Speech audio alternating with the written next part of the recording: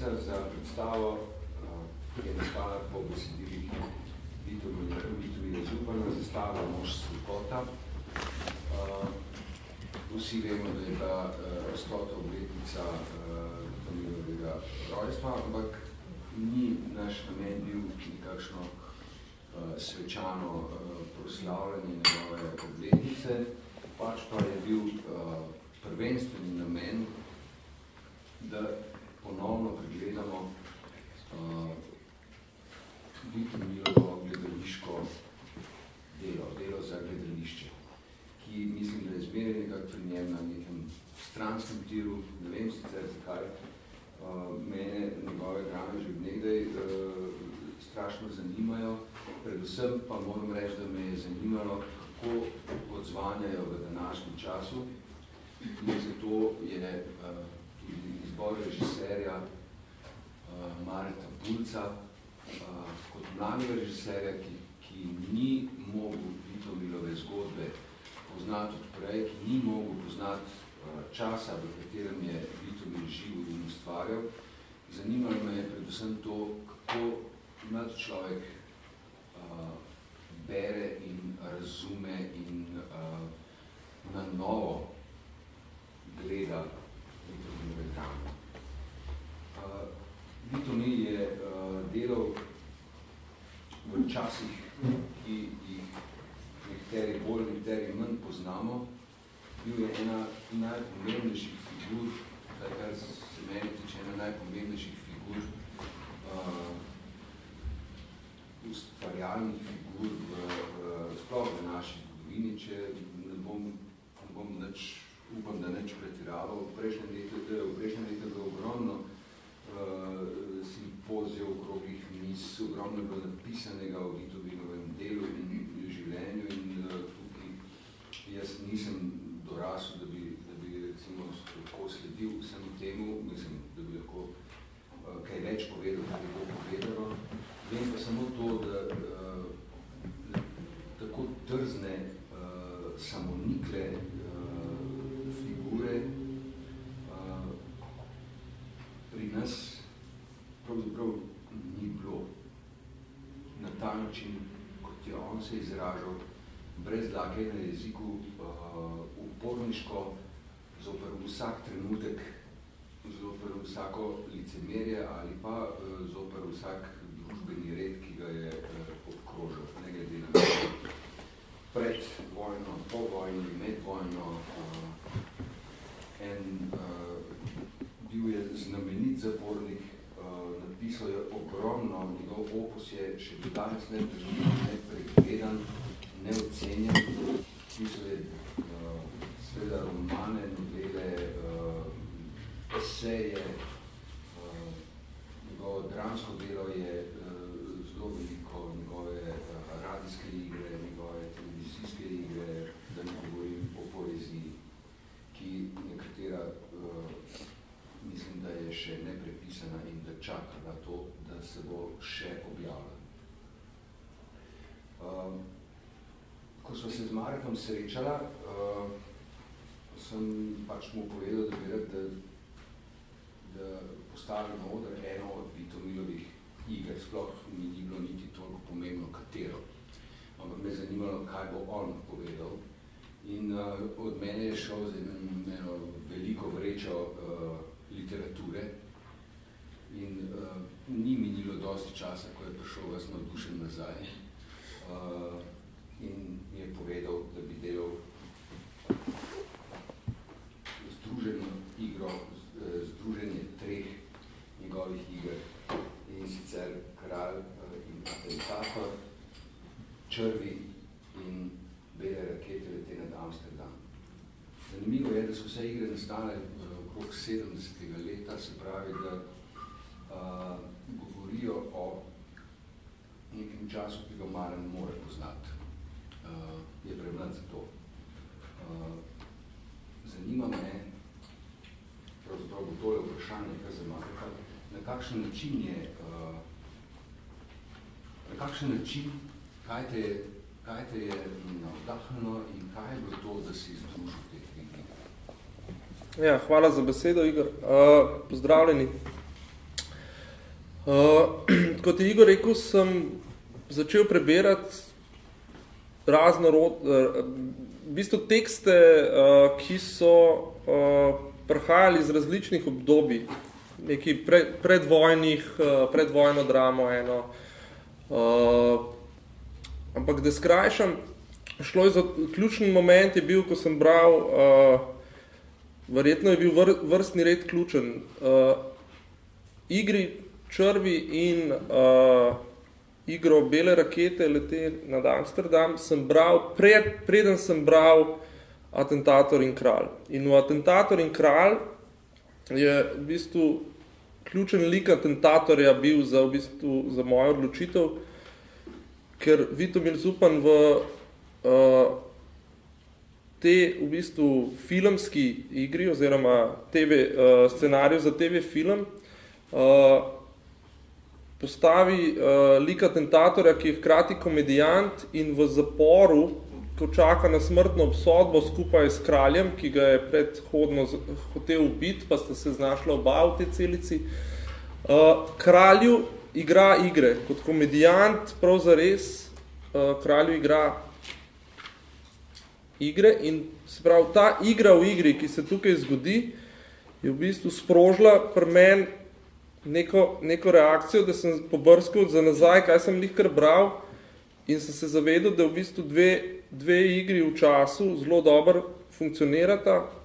Se pravi, ena je zgodba treh likov v stanovanju z enim takim, rečemo temu, zelo intimnim dogajanjem Bele rakete lete na Amsterdam, ki je plasirana v 70. leta ali pa konec 60. začetek 70.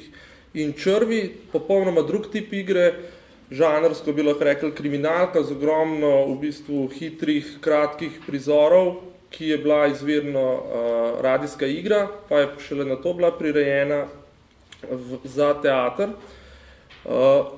In sem se spraševal, kaj bi se zgodil, če liki iz teh dveh iger prav zares postavljajo predstavo Atentator in kralj na nekem družinsko-amaterskem gledališkem odru. In ta ideja je bila potem tako močna, da je prav zares zasenčila vse ostale igre in vse ostalo, kar sem bral. In sem mogoče za nazaj gledano malo pohitev, ne, ampak v bistvu to me je tako držalo, da sem prišel, tako kot je Igor rekel, relativno hitro nazaj in sem takoj predlagal, da ne bi ene, bi tri. Tako da in to seveda za sabo potegnilo rečemo temu neko dramatizacijo oziroma neko priredbo, nek kolaž, ki ga je bilo potrebno narediti. Je pa res, da sem imel v bistvu neko osnovno strukturo, ki sem jo že omenil, teh gledaliških vaj in to nastajanje predstave, znotraj predstave že v bistvu od začetka v glavi. Moram reči, da potem je šlo bolj za finese, za filigransko delo kombiniranja teh predstav. Kaj pa mogoče, da pa samo osvetlim eno drugo pomembno plat tega dela oziroma tega načina dela pri tej predstavi.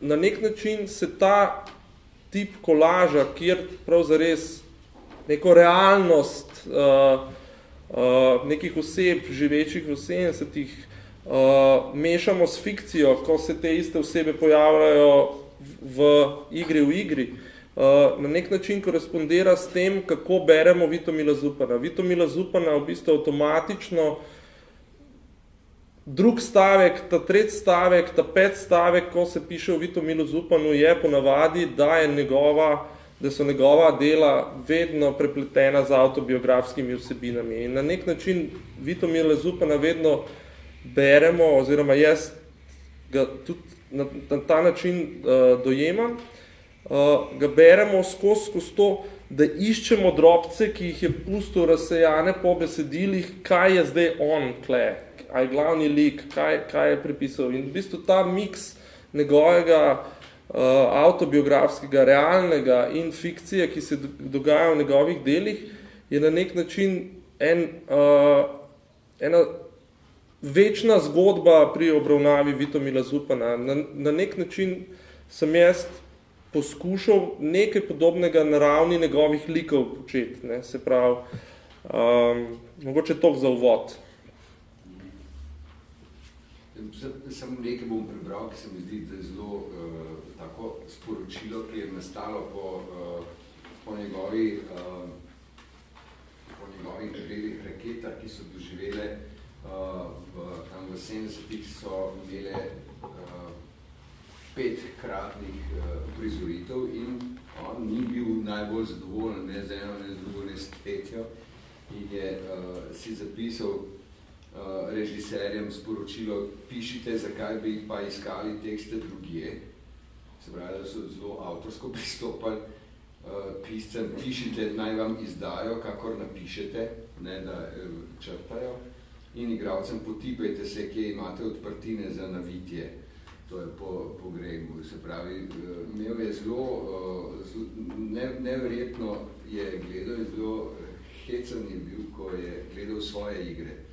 Videl sem vseh 5 premier, čeprav ne hodim rad v gledališče, odkar se je v meni iluzija teatra razletela in se naučil ene važne reči. Ne piši za gledališče, se redko kateri režiser razume, kaj si naklepal. Mislim, da je pol sodobnega gledališkega prijema navadna zloraba teksta v smislu totalitarnega teatra. Mislim, da je tekst Belih raket relativno uspel, ni mi pa dala vsa stvar nikakršnega veselja za to vrstno dejavnost. Se pravi, da je bil takrat na temi prizoritvami precej razočaran. Zanima me, kako bi danes gledal, oziroma kako bi v petek gledal to prizoritev, ki jo bomo imeli, kaj bi on pomislil o združitvi teh 3 tekstov. Se je pravzaprav tega ne bomo nikoli zvedeli, ampak recimo, da je to eno tako vprašanje.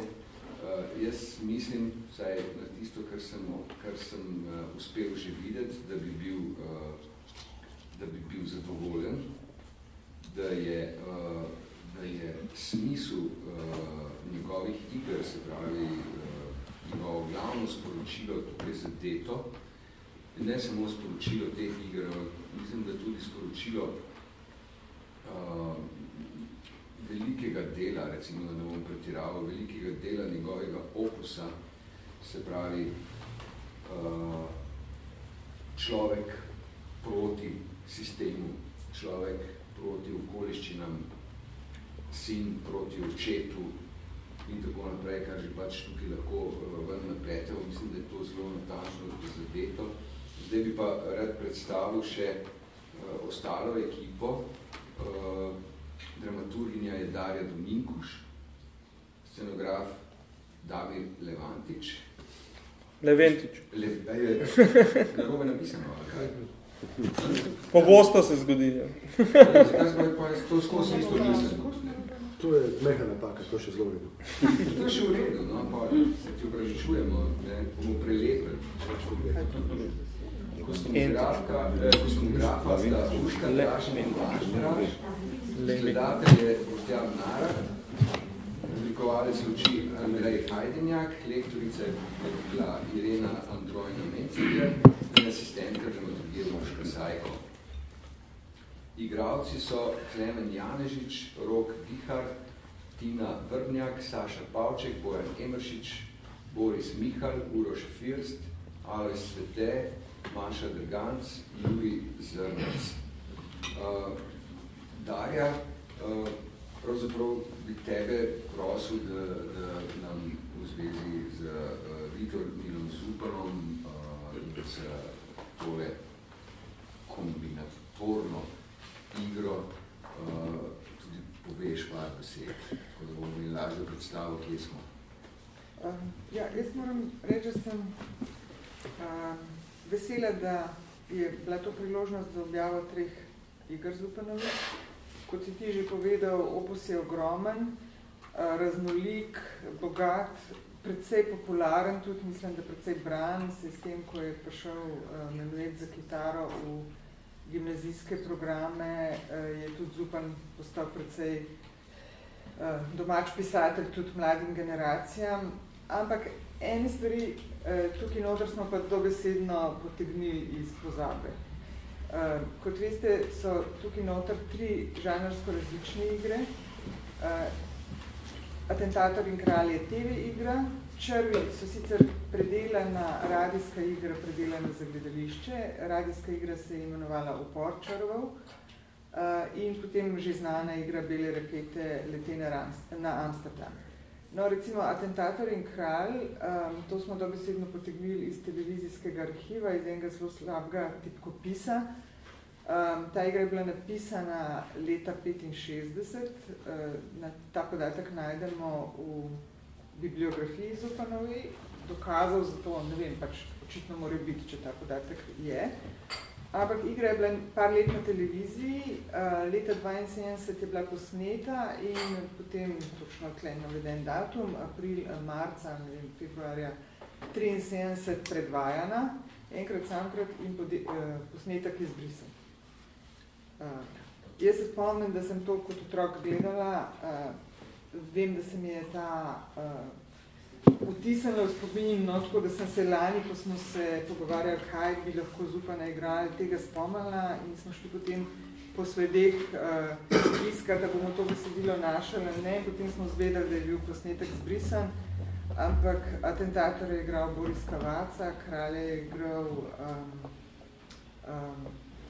Danilo Benedičič. Skratka, izvedba je bila fenomenalna in vtis, mogoče sem bila res otrok, ampak mislim, da igra je bila res odlična, dobra. Ampak posnetek je zbrisan in tega ni. In če ne bi tega zdaj potegnili na dan, bi to pač obležali, tako kot je verjetno še veliko drugih tekstov obležali. Tako da to je ena od stvari, ki me veselijo. Druga stvar, ki me veseli, je tudi ta, da so te žanrsko raznolike igre nekako se sestavljajo v novo celoto in da je Zupan spet se pokazal, da je že takrat, pred 4 desetletji, mu ta okvir televizijski in radijski omogočil, da je dramaturgijo prilagodil in danes se to bere kot izrazito sodobna igra. Brez pretiranega posebnega preobloženosti, brez pretirane psihologizacije in medias res, dialogi so jedrnati, filozofski, spoantirani, kritični, skratka vse je noter na mednem obsegu. Tako da danes, ko televizija doživlja renesanso in ko res odlične stvari gledamo na televiziji, si lahko predstavljamo to, kar si rekel, kaj bi Zupan rekel. Najbrž bi bil zadovoljen, najbrž bi rad sodeloval. In najbrž je že takrat naredil veliko stvari, s katerimi bi lahko danes spet dokazali, da sta tudi ta dva medija zanimiva in vredna. Podatki o samih igrah iz katerega leta so noter, o prvih izvedbah tudi.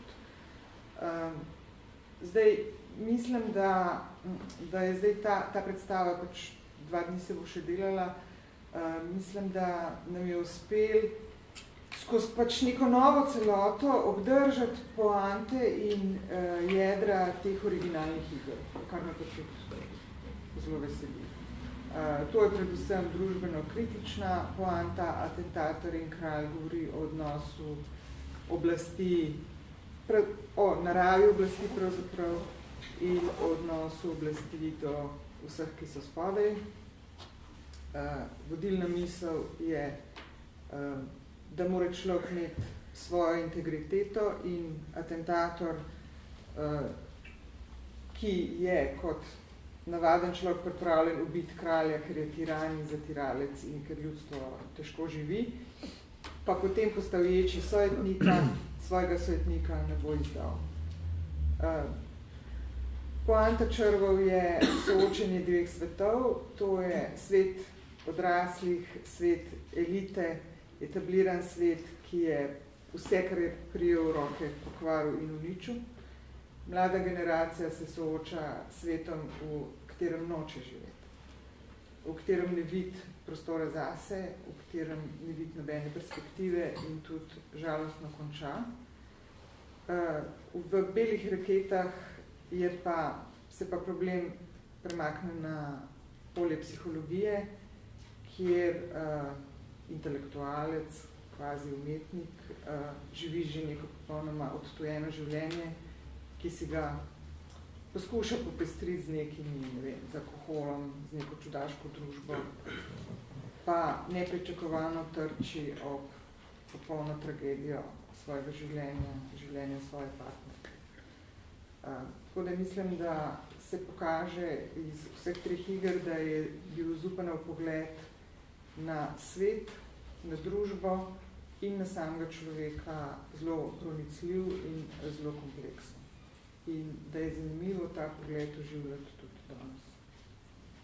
Jaz bi tukaj sam še tole dodal, da so neverjetno drzne in neverjetno odprte. Če mečkeno pomislim čas, v katerem se nastane, se mi zdi, da je tako direktni govor, kot ga je Zupan takrat si upal, brez kamuflaže, brez bežanja v neke druge čase, v neke druge forme, ali ne vem kako, je bil prav neverjeten in to je tudi seveda razlog, da je Zupan zaradi svojega dela, da je bil in v zaporu in da so njegove igre so bile dost redko uprizarjene ali pa uprizarjene z veliko skepso ali pa z neodobravanjem oblasti in tako naprej.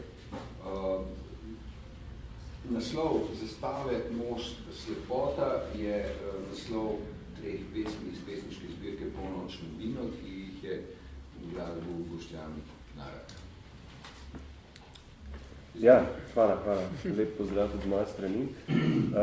Zastave Mož slepota, kot je rekel Igor, je, seveda to ni naslov treh besedil, treh dram, ampak naslov treh pesmi, ki so nekako postale songi. Zdaj, kako sem se, in seveda s tem tudi osnova za vso celotno glasbeno podlago predstave. Moj pristop k tem pesmim oziroma moj pristop k muziki očitno spet izhaja iz neke zelo tipične zadeve, ki se nam dogaja, ko se pogovarjamo o Vitomilu Zupanu in ki se nam dogaja tudi danes, namreč zdi se, da vedno, ko govorimo o Vitomilu Zupanu, zelo veliko govorimo o Vitomilu Zupanu, oziroma z drugimi besedami, vedno, ko govorimo o delu Vitomila Zupana, zelo veliko govorimo tudi o človeku Vitomilu Zupanu, ker se to seveda na nek način neprestano prepleta, tako kot je na začetku rekel že Mare, ker je to verjetno po svoje nekako hotel ali pa vsaj nas v to sili že Vitomil Zupan sam v svojih tekstih, kjer vedno znova uporablja tudi neke autobiografske elemente. Tako da tudi jaz sem si kot svoj osnovni izziv zastavil vprašanje, kaj bi rekel človek Vitomil Zupan, potem ko bi se išel moje uglasbitve njegovih pesmi. In na začetku sem bil celo v dilemi, da bi dejansko vse pozanimal, da bi pristopil k ljudem, ki so ga poznali in jih vprašal, kaj za Boga je Vitomil Zupan poslušal, potem sem se pa odločil, da tega nočem narediti, ker ne bom delal muzike, ki bi bila všeč Vitomilu Zupanu kot realni osebi, pač pa muziko, ki bi bila po mojem mnenju všeč Vitomilu Zupanu, kot ga poznam jaz, kot ga poznam sam že odprej, se pravi, še preden sem se lotil tega sodelovanja pri predstavi, kot sem ga začel spoznavati, ne vem, že v gimnaziji, zdaj se mi zdi, da je to en tistih avtorjev, na katere človek, ko enkrat na nje naleti, ga nekako kar ne zapustijo in evo, tudi midva sva zdaj z Vitomilom Zupanom človekom obnovila svoj odnos.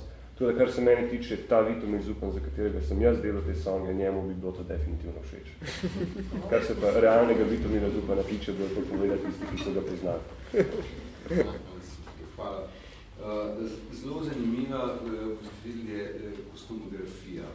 Nekaj prav posebnega je, mislim, da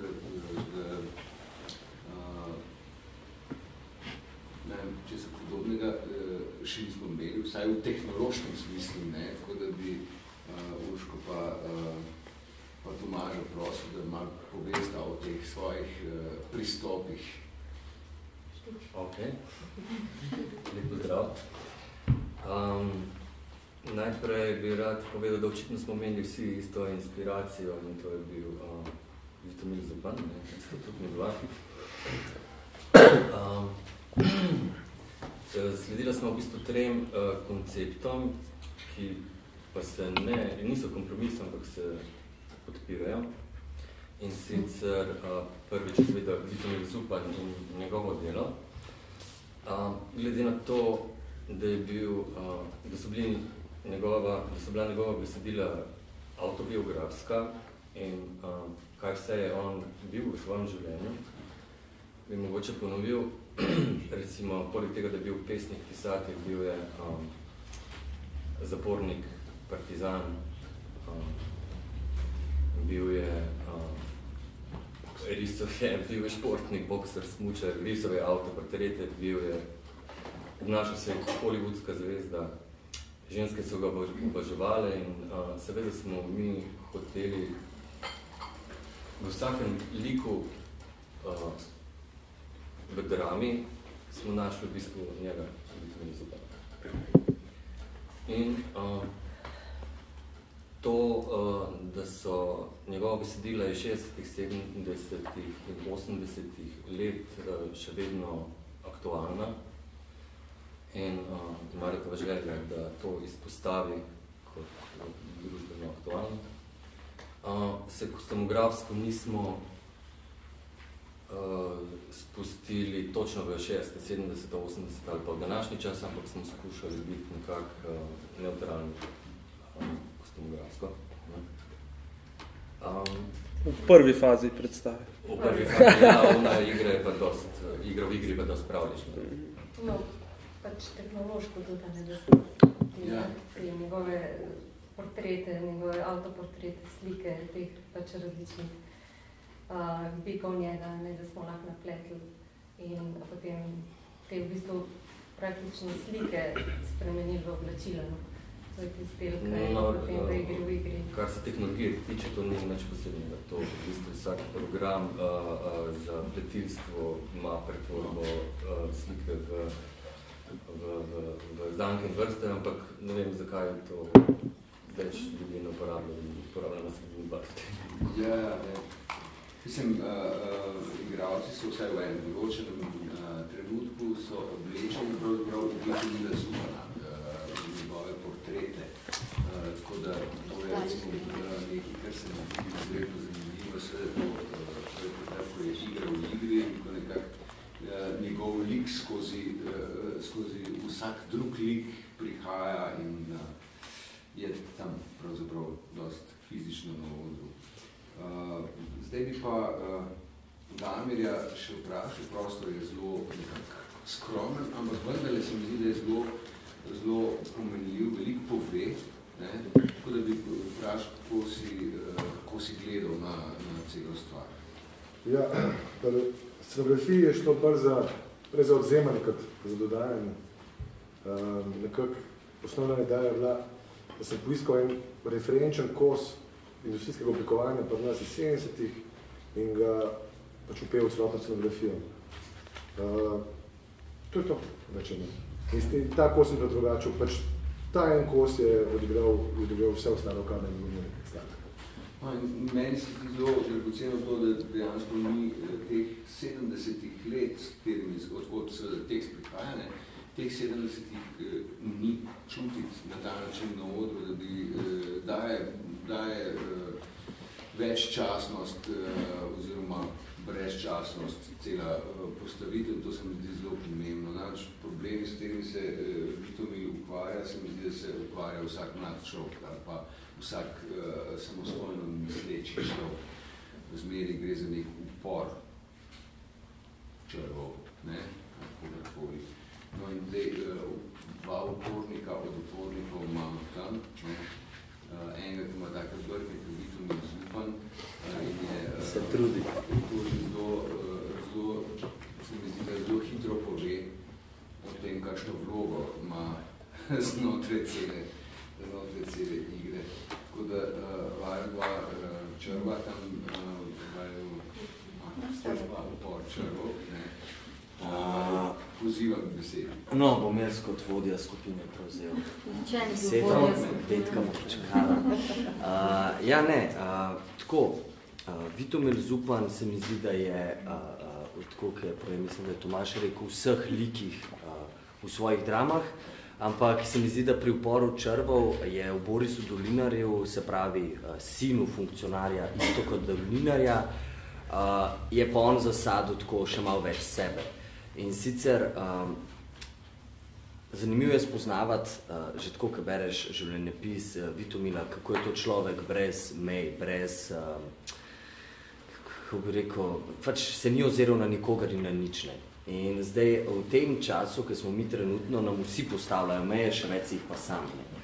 In zdaj kako pride do tega, da nekako pač se ne oziraš na nikogar in na nič in to ne deluje, mislim, deluje brezsramno in tako, ampak ni pa temu tako znotraj človeka oziroma lika. In je zelo zanimivo, ker kle se dogaja upor, tako, ko se vsi mi upiramo, ampak Vitomil je imel vedno v tem uporu neko vsebino in to ga dela plemenitega, po mojem mnenju.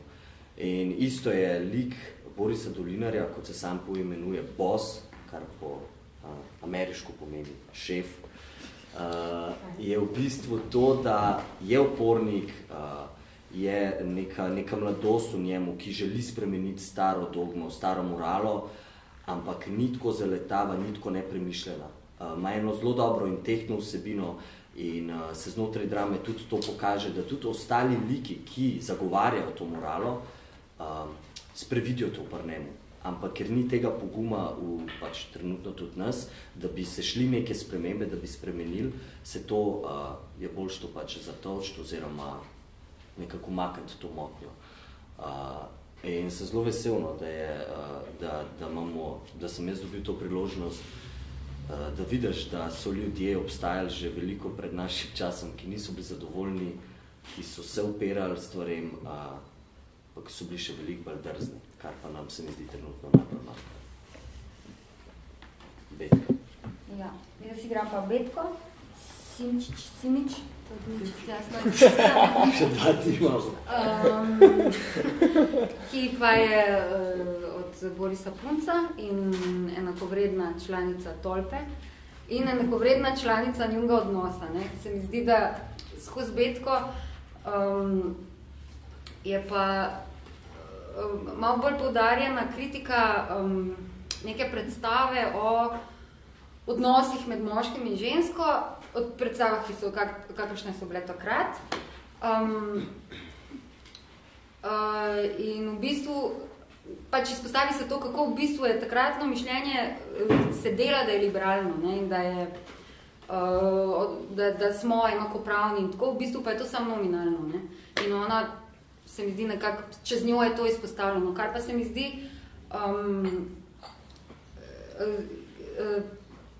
srhljivo pri tem, da v bistvu danes, ker spet mislimo, da smo ženske enakopravno, ne? Da so odnosi ful bolj napredovali, da so porazdeljene neke vloge, da v bistvu to še zmeraj isto nekako zareže in pač zveni na to. Hvala. Sej ta aktualnost Vitomilovih besedil se seveda kaže še na mnogih nivojih, ki so tukaj notri. Ne glede na to, da se je socializem umaknil, pač pa je v nekem intimnem ali drugačnem okolju, pa seveda vse popolnoma nedotaknjeno, še zmeri je upor, še zmeri je pa seveda neka vladajoča struktura, nekdo, ki zaslišuje. Uroš First je danes tukaj predstavnik vladajočih struktur, hvala.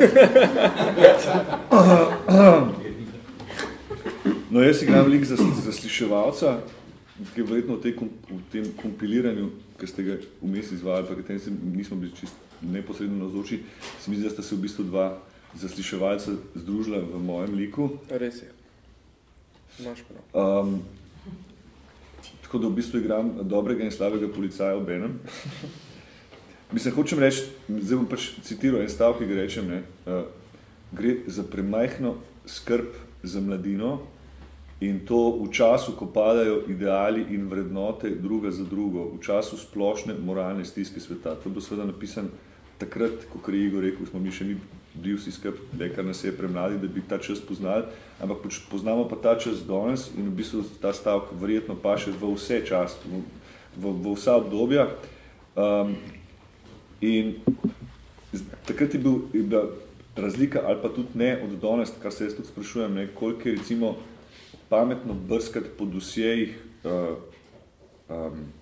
kakšnih političnih funkcionarjev ali pa veljakov in zvabljati na dan neke stvari, ki so, bom rekel, občutljive, zato ker so nekateri ljudje izpostavljeni. No, pač moj lik to počne in seveda mu na koncu ne uspe, ker je sistem močnejši od njega.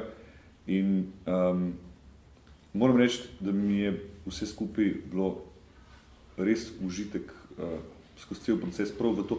In prav tudi zaradi tega, ker se mi zdi, da Zupan piše en zelo sodoben dialog, seveda smo ga malo klestili, pa smo dali ene stvari ven, ampak tako, kot da bi rekel vsem, ki se v tej državi ukvarjajo s tem, kaj se dogaja s sodobno slovensko dramatiko, še bolj pa kaj se dogaja s sodobno slovensko scenaristiko, mogoče treba res prebrskati te vse Zupanove zapiske, pa se bo najdel marsikaj.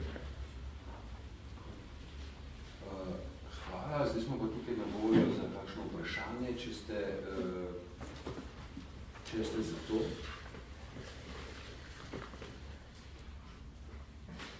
Če pa ne, pa zaželimo si lepo premiero, vabljeni na premiero v petek ali pa na kilo od drugih ponovitev. Tako da, hvala vsem.